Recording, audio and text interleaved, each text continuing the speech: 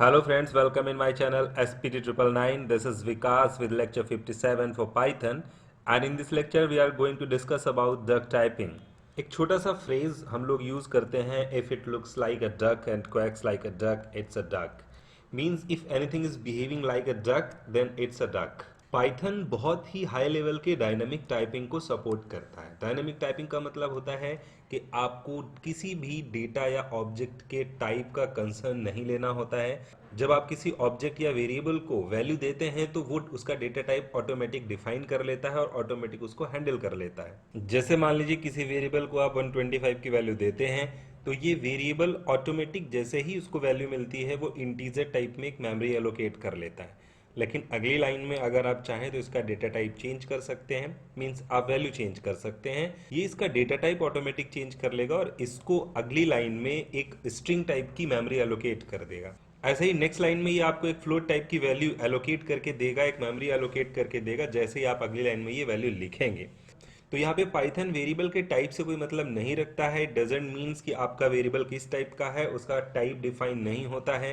जो वैल्यू आप देते हैं उस वैल्यू के हिसाब से उसका टाइप ऑटोमेटिक डिफाइन हो जाता है। और ये वैल्यू चाहे आप यूजर डिफाइन दें और या फिर इनिशियलाइज करें, अगर आप यूजर डिफाइन भी देते हैं तो रन टाइम पे वेरिएबल का टाइप डिफाइन हो जाता है, आपको डिफाइन नहीं करना होता है। और यही पाइथन का फीचर डायनामिक टाइपिंग कहलाता है, जो पाइथन में एक डक टाइपिंग का फीचर इनबिल्ट करता है। पाइथन में डक टाइपिंग जैसा कोई स्पेशल या स्पेसिफिक फीचर नहीं है। जो पाइथन में डायनेमिक टाइपिंग का फीचर है वही एक डक की तरह बिहेव करता है, इसलिए उसको डक टाइपिंग कहा जाता है।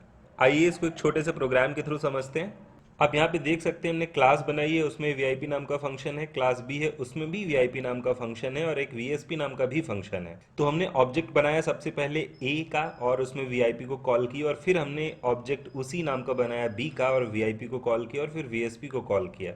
तो यहाँ पे किसी भी तरह की कोई एरर नहीं आएगी। ऐसा बिल्कुल नहीं है कि ओबी को हमने ए क्लास टाइप का बनाया है तो अब बी क्लास टाइप का बनाने में कोई एरर आएगी, कोई प्रॉब्लम नहीं आएगी।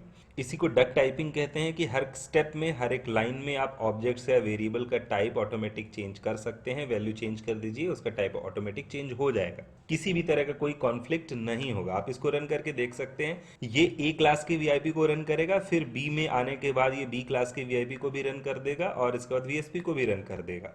तो अब यहाँ पे इसका आउटपुट देख सकते हैं, तीनों फंक्शन रन हो चुके हैं। पाइथन के इस फीचर को एक नाम और दिया जाता है रीडेफिनेशन का फीचर। ये मैं पहले भी पाइथन वाले टॉपिक में पढ़ा चुका हूँ, बहुत पीछे वाले लेक्चर में। अगर आपने देखा हो और आपको याद हो कि आप किसी भी फंक्शन या किसी भी ऑब्जेक्ट को अगली लाइन में रीडिफाइन कर सकते हैं, तो ये एक तरह का रीडेफिनेशन प्रोसेस ही है कि आपने पहले ओबी को एक डेफिनेशन दी कि वो ए टाइप का है, फिर आपने 2 लाइन बाद उसकी डेफिनेशन को चेंज कर दिया। तो आप किसी भी ऑब्जेक्ट, वेरिएबल या फंक्शन को रीडिफाइन कर सकते हैं। सो आई थिंक आपको डक टाइपिंग समझ में आया होगा। अगर आपको कोई डाउट है, कोई क्वेश्चन है तो आप कांटेक्ट कर सकते हैं कमेंट्स या मैसेज के थ्रू।